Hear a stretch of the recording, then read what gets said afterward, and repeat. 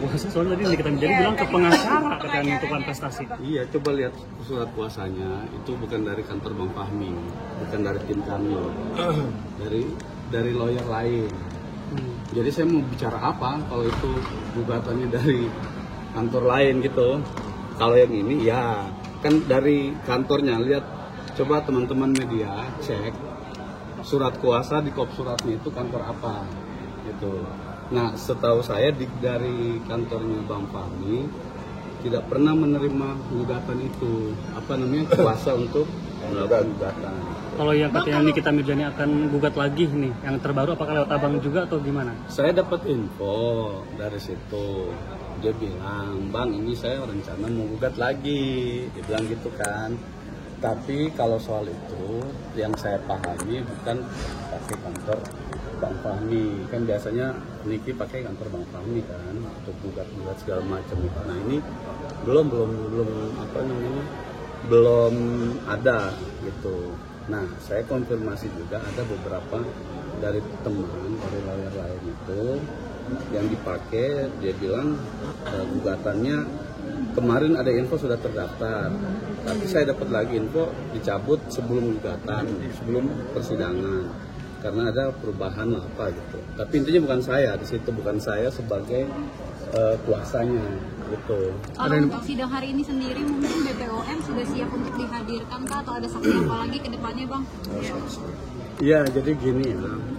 Kita kan berharap persidangan ini kan disaksikan oleh publik gitu ya. Harapan kita bahwa publik bisa menilai kenapa kedatangan BPOM itu tidak muncul gitu kan di dalam persidangan. Sementara dalam berkas perkara ada ahli dari BPOM yang dijadikan sebagai ahli oleh dari tingkat penyidik sampai penuntutan, tapi kemudian di tingkat persidangan ini tidak hadir gitu. Nah, kami tidak tahu penyebabnya apa. Namun yang jelas begini, kami tetap menginginkan itu saksi BPOM ya, karena yang harus masyarakat ketahui ya, ini saya perlu luruskan juga ya, sehingga kenapa banyak pertanyaan, lo kok bicara soal skincare ya kan, lo kok bicara soal produk ya kan, ini kan tuduhannya adalah pertama itu adalah pengancaman dengan kekerasan ya kan. Kemudian yang kedua adalah pelanggaran terhadap Undang-Undang ITE. Yang terakhir itu yang sering ramai di media itu adalah soal TPPU-nya ya. Jadi saya mau kasih tahu begini, masyarakat itu bahwa perkara ini berawal dari adanya skincare ya. Kenapa kok bisa hari ini kami menghadirkan fakta korban yang mengalami langsung akibat dari skincare itu. Nah, karena apa? Di dakwaan jaksa penuntut umum juga menyebutkan ya, ini kalau saya tidak salah ingat begini kira-kira, bahwa terdakwa Nikita Mirzani melalui akun TikTok @nikihuruhara ya memposting produk Glavica ya kan. Lebih spesifiknya lagi apa?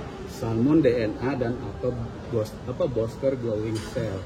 Nah, ini yang menjadi pucuk dimulainya permasalahan ini ya kan, sehingga kemudian atas adanya dugaan bahwa, bukan dugaan ya, sekarang BPOM sudah merilis juga fakta-fakta di persidangan juga sudah terungkap bahwa glowing booster cell itu tidak pernah terdaftar ya kan. Nah, ini yang kemudian disampaikan oleh Nikita, terdakwa Ismail dan Nikita, dia itu dicari oleh Reza Gladys ya kan. Tujuan dia mencari Reza Gladys itu mau ngapain?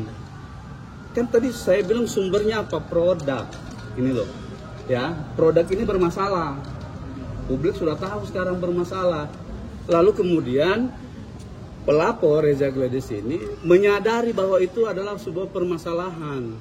Nah, dengan upayanya dia mencoba mencari tahu melalui terdakwa Ismail.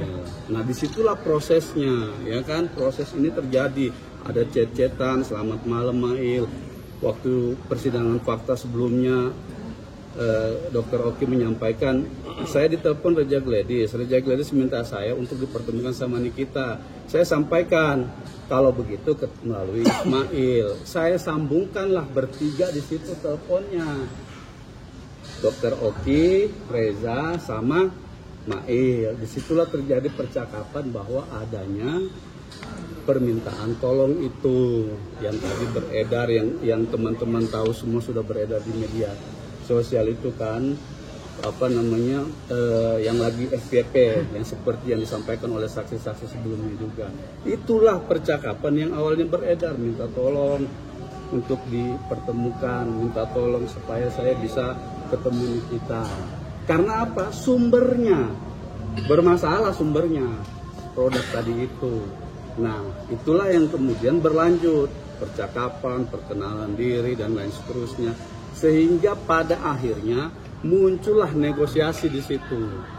Terjadi tawar menawar, ditanya dari Mail berapa, ya kan? Disebutkan, oh kalau dari Mail sudah tidak bisa turun 5 miliar. Memang dokter mau nawar berapa? Itu ada, dan itu sudah terungkap di persidangan semua. Kalau 4M bagaimana, ya kan? Nah, inilah saya bilang proses negosiasi ini yang kemudian terjadi fakta itu sehingga mereka itu sepakat gitu. Ya udah angka 4 miliar, ya kan? Oke, deal ya Mail. Oke, kita damai ya Mail, kan begitu percakapan yang kemarin beredar. Nah, pertanyaan kemudian nanti teman-teman bisa lihat, kami akan menghadirkan ahli bahasa. Makna dari oke sip itu apa dalam konteks bahasa? Apakah itu persetujuan secara paksa atau persetujuan memang sukarela sama-sama gitu loh, ya? Nanti akan kami hadirkan ahli bahasa di persidangan berikutnya. Ahli BPOM belum konfirmasi ke kami, tapi mudah-mudahan kami sangat berharap ahli BPOM bisa hadir di sini. Karena itu bisa mengungkap fakta lagi bahwa adanya permasalahan terhadap produk-produk dari. Berarti sangat peran penting ya Bang BPOM itu untuk hadir di persidangan. Sangat berperan penting, sangat. Itu suratnya udah direspon belum Bang sama BPOM? Kami sudah mengirim berapa hari yang lalu, belum ada respon. Mungkin maksimal di hari Senin kami, kalau belum dapat tanggapan akan kami tanyakan langsung ke Bang. Oke, Bang, mungkin mengenai selain gugatan Wan Prestasi, nah katanya kan mau gugat baru nih, nah ada komunikasi tentang belum ada. Saya soal gugatan saya belum.